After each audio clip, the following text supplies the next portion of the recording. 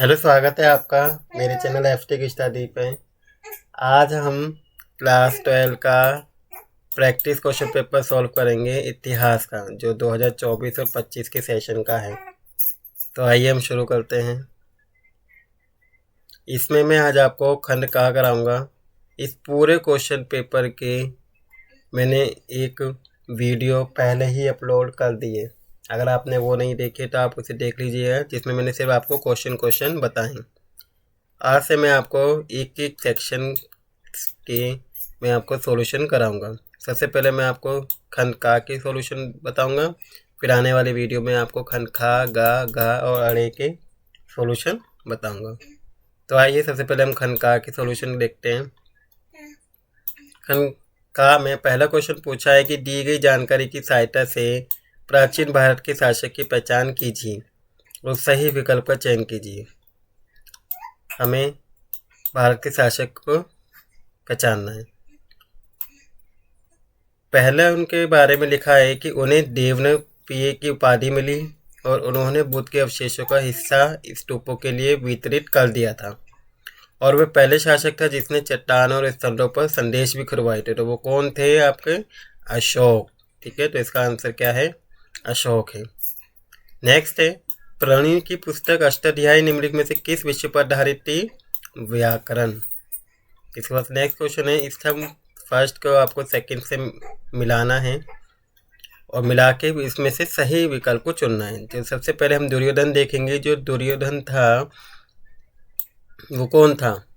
ठीक है, तो दुर्योधन धृतराष्ट्र का सबसे बड़ा बेटा था, यानी कि ज्येष्ठ पुत्र।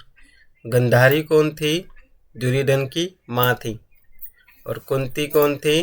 पांडव की माँ थी। और घटोत्कच हिडिंबा का बेटा था। ठीक है, तो इसके अकॉर्डिंग हम मैचिंग मिला लेंगे। जो फर्स्ट की आपकी मैचिंग होगी सेकंड से, तो यहाँ देखेंगे फर्स्ट से सेकंड तीनों में ही है।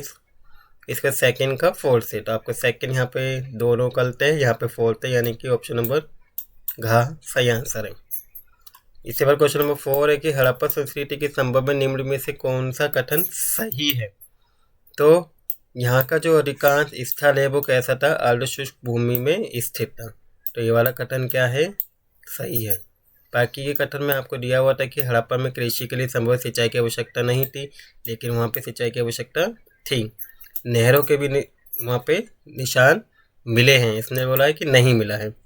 और हड़प्पा स्थलों पर लोहे की नोक वाले हल का प्रयोग किया जाता था, ऐसा भी नहीं है, अलग अलग तरीके के हम हल का यूज़ किया करते थे।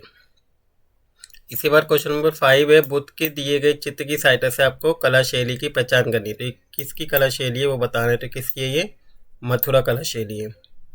इसके बाद इसकी जगह पे दृष्टिबाधित विद्यार्थियों के लिए क्वेश्चन दिया हुआ है, निम्नलिखित में से किस ग्रंथ में बुद्ध की शिक्षा लिखी हुई है? तो किस ग्रंथ में लिखी हुई है?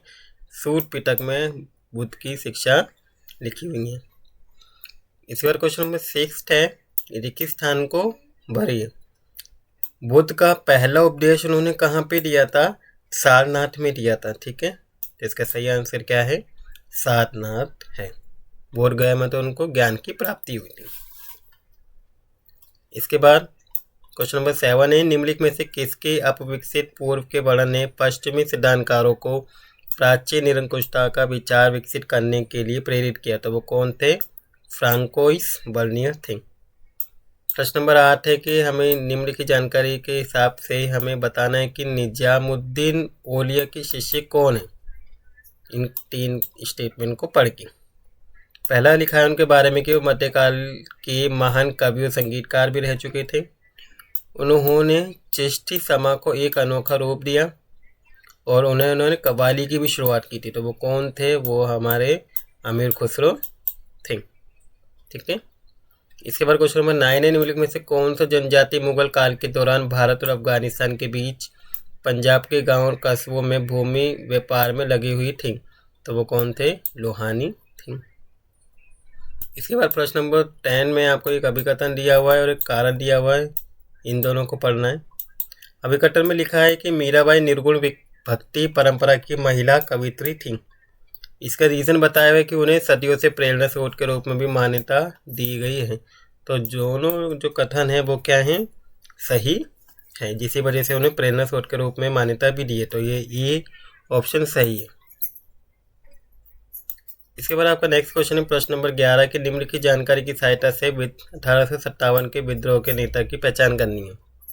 वे दिल्ली के शासक हैं, अंतिम मुगल शासक है और उन्होंने अंग्रेजों के विरुद्ध 1857 के विद्रोह की वेदता भी प्रदान की थी। तो वो कौन थे? वो बहादुर शाह जफर थे।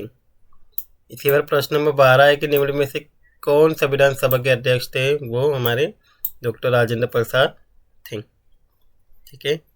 इसी बार प्रश्न नंबर 13 की कार्यपालिका को देश में प्रांतीय विधायिका के लिए पूरी तरह से जिम्मेदार बना दिया। तो किसने बनाया था? भारत सरकार अधिनियम 1965 में बनाया था। इसके बाद नेक्स्ट क्वेश्चन है 14वां 1857 के विद्रोह का नेता लखनऊ से किसने किया था? नाना साहेब ने किया था।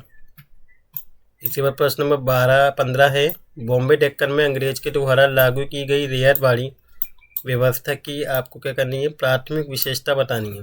तो प्राथमिक विशेषता क्या थी? अंग्रेजों को सीधे किसान राजस्व समझौता। हाँ। इसके बाद आपका प्रश्न नंबर 16 आता है कि निम्नलिखित में से संविधान सभा के गठन के प्राथमिक कारण क्या था? पहला जो कारण था वो था स्वतंत्र भारत के शासन के लिए एक मसौदा तैयार करना। इसका प्रश्न नंबर 17 है कि निम्नलिखित में से किसने महाभारत का आलोचनात्मक संस्करण तैयार किया था? वो कौन थे? हमारे V.S. तीर्थंकर थे। इसके बाद आपका प्रश्न नंबर 18 है कि भारत छोड़ो आंदोलन के संदर्भ में कौन सा कथन सही नहीं है? ठीक है। भारत छोड़ो आंदोलन एक जन आंदोलन है, ये सही है। इस आंदोलन में हजारों भारतीयों ने भी भाग लिया था, ये भी सही है। और रियासत में प्रजामंडलों की एक श्रृंखला स्थापित की, ये भी सही है। 17 और मेदिनीपुर में स्वतंत्र सरकारें घोषित की गई थी, ये स्टेटमेंट क्या है? इसे गलत है। तो इसका आंसर क्या होगा? गा होगा। इसके बाद प्रश्न नंबर 19 है ये जो सीरीज है इनको हमें क्या करना है? अरेंज करके लिखना है, व्यवस्थित करना है। सबसे पहले इसमें लिखा है कि अंग्रेजों के द्वारा पारित किया गया परिसीमन कानून या बंगाल में स्थायी बंदोबस्त की शुरुआत हुई, फिर संताल विद्रोह और बम्बई दक्कन में रियायतवाड़ी प्रणाली।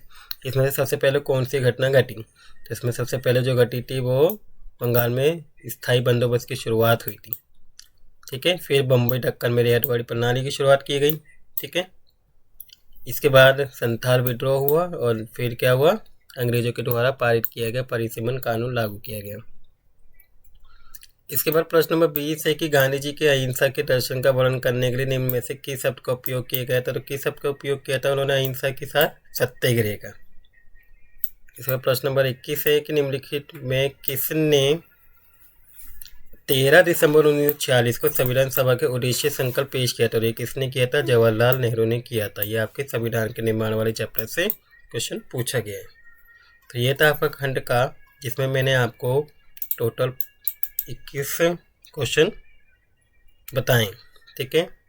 अगर आपको ये वीडियो अच्छी लगी होगी, अगर आपको ये वीडियो अच्छी लगी तो please like the video and share the video. और अगर आप मेरे चैनल पर नए हैं तो please subscribe the channel. Thank you for watching video.